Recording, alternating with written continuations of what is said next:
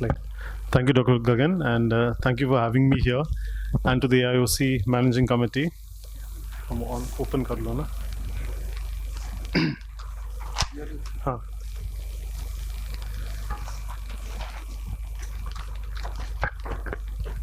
So I think similar to what Dr. Gagan mentioned initially, I was part of Arvind Eye Hospital, Madurai, and getting into NABH was really painstaking, trying to see 50 patients a day and trying to write all the documentation.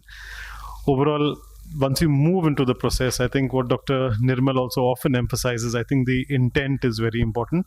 I encourage all those who have not gotten to the NABH journey to join this. And the initial process, there may be a huge lot of difficulties. Once you start going, I think you can complete the procedure. So some of the pain points which we have come across, and my senior assessors will be able to highlight much more, is certain areas which we'll be going more into the details later on. But the first thing, as Dr. Nirmal said, is start with all your legal documents. Don't leave that incomplete. We have seen cases where the fire safety license has been applied for, and when you actually go for the assessment, it's not yet complete.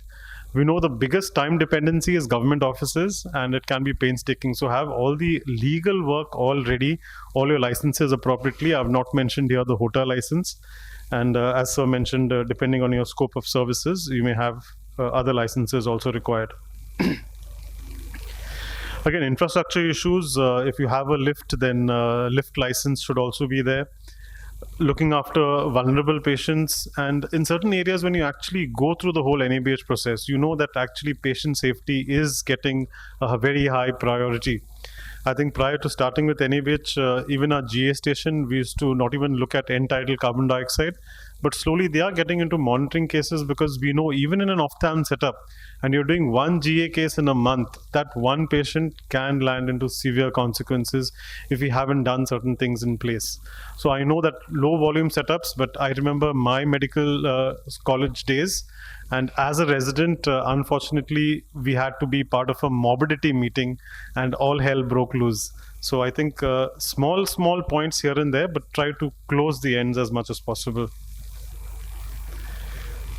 Operation theatre, very important area, very beautiful presentations both by Dr. Nirmal and Sir. I think covering each and every area in detail, the importance of autoclaving, the importance of understanding that everything is important. Let's not argue about A class, B class autoclave. Having the entire process, are you monitoring your microbiological standards? Are you checking the validity of a process? And then are you trying to get better?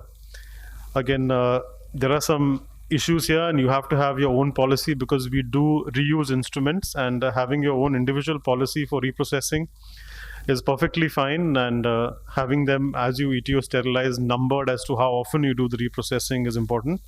Your laundry and linen management, and again with the FACO tips, I think the cost versus what we can do best, how do we autoclave in between procedures, that is an important area. Again, as Dr. Gagan was also pointing out, is each state may have different requirements. There's no mandatory requirement. We may have started off with a small setup and the space may be small, but within that space, if we can improve and try to get better to the next level, I think that is the entire process going ahead. I mean, not any one of us over here would like just to have an NABH at the entry level, but we would like to go all the way. Manpower is a major issue, and in certain areas you have to have trained, qualified people, and having adequate people if you're running your own pharmacy, nursing. Doctors' experience and qualifications, especially if you're having scope of services covering subspecialty areas where they've been trained, what is their years of experience. IC and nurse, I think let us now slowly look into having them trained in facilities which are sometimes better. They learn a lot more. Many multi-specialty hospitals have training courses for a couple of days, and that's how you actually improve the entire manpower of the hospital in what they are learning and how they implement processes within the hospital. And even sending people for ACLS training, doctors, especially in the operation theatre, BLS training for all the staff, including the OT staff. Your outsourced manpower also needs to be taken care of. You cannot depend on the other agencies, but make sure the health checks and everything is being taken care of. If you're running a canteen, the kitchen workers, sanitation, all these things are important. In medical administration, I think when you go through all these certain standards that are there, I think except for high-risk medications, you don't need to necessarily have GNM nurses, and sharing of consumables between cases is also now certain protocols being laid down for that. Hospital infection committees, I think control, one of the main areas we can all do is whatever taps we're using in different areas is try to mount a plastic extension where you can use a hands-free for all the hand washing areas. Your ICN and infection control officer is the most critical person to ensure that the implementation is being done. Your BMW storage area, that's a small concern, especially with small practices, that where do you store after it, and how do you ensure that it's adequately disposed of, the agency that's collecting it.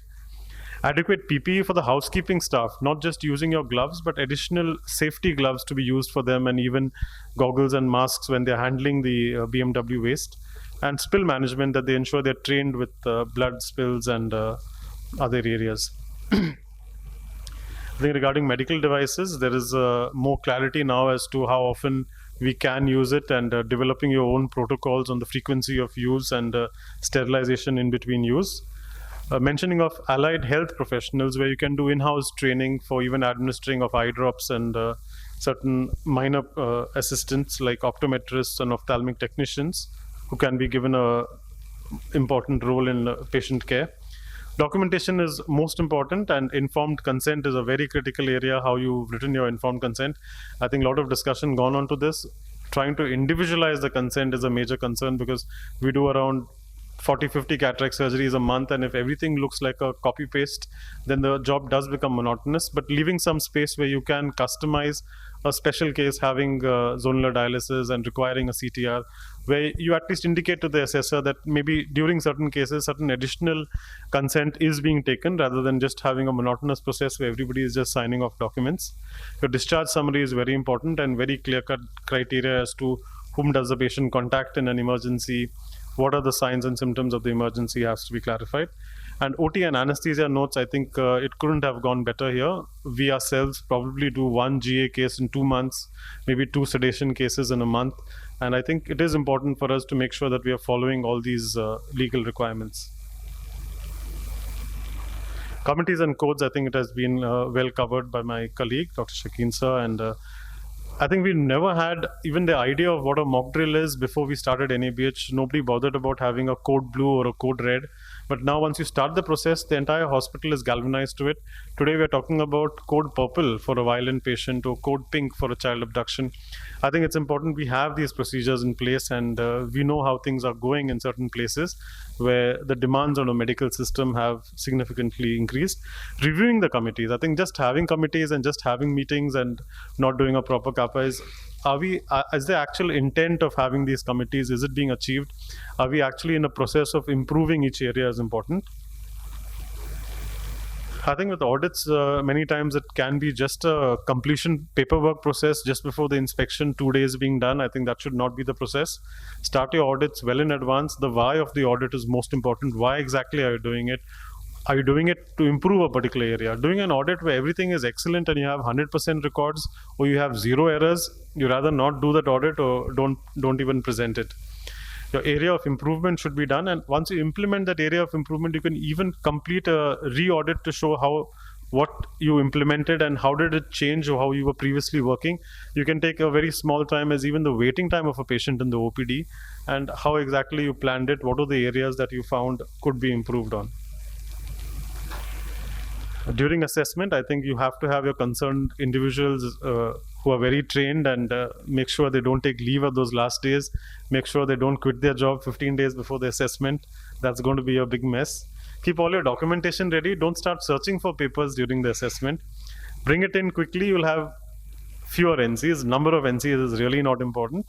If you can have a slight discussion with the assessment team on how you're going to close the NCs is important. For you to quickly identify which are going to be the major headaches at closing, those are the areas you need to talk. And maybe sometimes if the assessment team did not have enough time to do the assessment in certain areas, then you can question the NCs and even remove some of them during the time that you have the discussion. And continuing the exercise, I think for the entire team, reward the entire hospital staff for doing their work. And I think don't have NABH meetings beyond working hours. Try to have it within the afternoon breaks, motivate the team, arrange a lunch for them. Keep them happy, otherwise it's going to be like a painful exercise where they feel that there's just more work being done. maybe have an early morning breakfast meeting. Well, Dr. Gagan also decided that maybe the fee structure sometimes can be a hindrance for some of us, but as pointed out, I think a lot of us now are slowly going the NABH way, CGHS, insurances, and very soon this is going to become one of the required norms. So a few questions that were asked, and I would like to ask the panel, Dr. Gagan. One is, what is the timeline for giving the medical record to the patient? 72 hours. So within 72 hours, and you can give it earlier if required. So whenever patient is giving you a request, the form which you have, you can directly print there that the record will be made available after 72 hours. One question was, can we provide some of the authorized eye hospital architects names according to NABH norms? I think... No, we don't have any NABH authorized architect. So there is no such list to share, sorry. Most of the architects themselves are not aware of the medical issues. So leave alone their hospital designing and principles. So there are few architects and concerns focusing on hospital constructions, but most of them concentrating on more than 100-bed hospitals. For smaller hospitals, I provided the details and the standard hospital requirement and my requirement.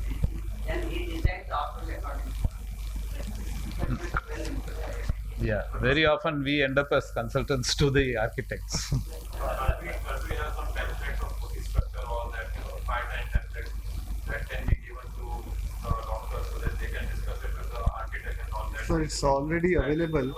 If you pick up the books on hospital design and construction, those templates are there. Standard templates are available. We are interested in eye. It's not eye care specific. It's all in IPHS, Indian Public Health Standards. It is available for every level of hospitals. So less than 30 beds, 100 beds, 200 beds, 500 beds, medical colleges. So all resources are available. You have to search for the right resource.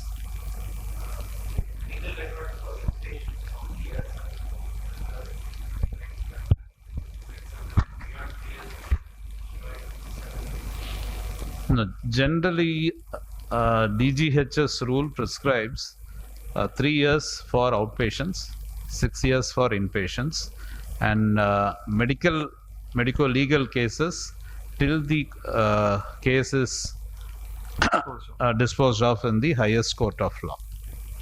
For pediatric patient till they attain 18 years, but basically if they are having any surgery or procedures, it's almost lifelong.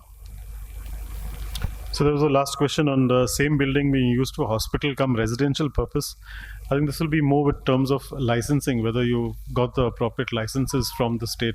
Yeah, we So can the building use. construction would be like your, typically the ground and first floor, what we would build a hospital second. You take a commercial license for that part and your residence will be on top. So there is no issue with that. It's only which state you have to just take the required commercial license. That's what I would say for that question. Fire safety as such, hospitals would come under that classification, public safety buildings. So you have to ensure depending on the height of the building. So in some states less than 15 meters, there is no need for fire NOC, but you have to have the third party audit and all the systems in place. But in some states, even under 15 feet, 15 meters, you need to have fire NOC. So this is prescribed by the State Fire and Rescue Services Agency. So in some states, they are very rigid for hospitals. For some states, they are given exemptions for clinics and daycare centers.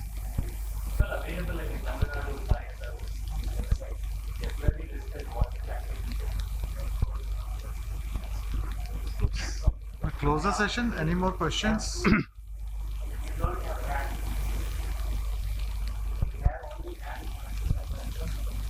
Session.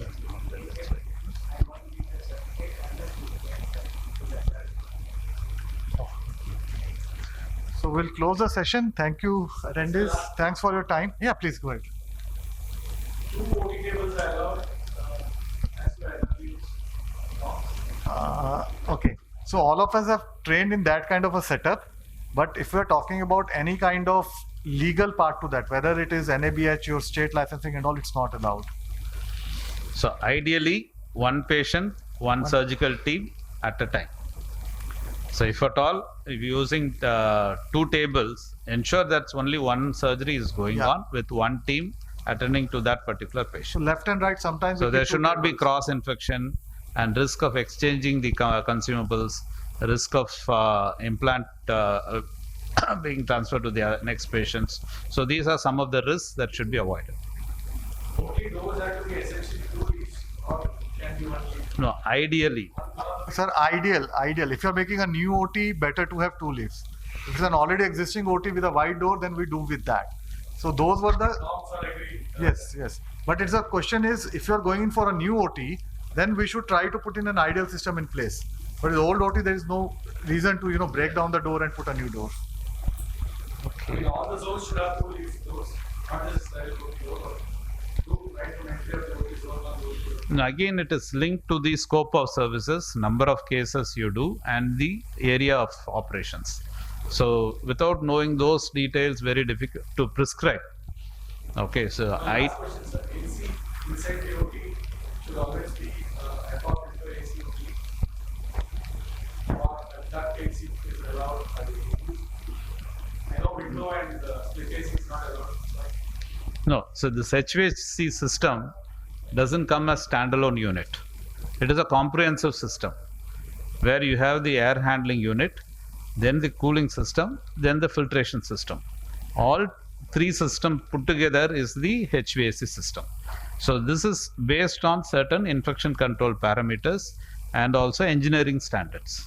Right, so it cannot function on its own separately. AHU cannot function as a unit, and filtration unit cannot be independent of this. So all this have to be integrated properly. Okay, so ductless system is basically what you are telling is the commercial systems, right? So that may not suit into the hospital-based requirement, because in commercial systems there are only 2 one filter or 2 filters. So depending on the requirement, where here we need a HEPA filter, so that adds to the complexity. Okay, so my problem, there is something that proximal filter which is near the edge, where what is at the plenum. So if you don't have a filter at the plenum, then the height can be reduced. So that Now, some engineering modification can be done, but we have to do a proper validation and also biological. no, not only biological, validation by the engineers. We have to check the pressure, we have to check the Flow velocity. flow, Air and we have to exchange. check the laminar flow to the ductules. So all this have to be checked by the engineering people. It is their duty. Our duty to ensure that that is being done. The second thing is if you have achieved entry level, and after 2 months you can say you have the scope of services now, and a plan is made to do a medical retina for cataract services. And how does it stand? You have to contact NABH for addition of scope of service. So if you are trying to add in between, there will be another visit by the person to your place, and that will be added.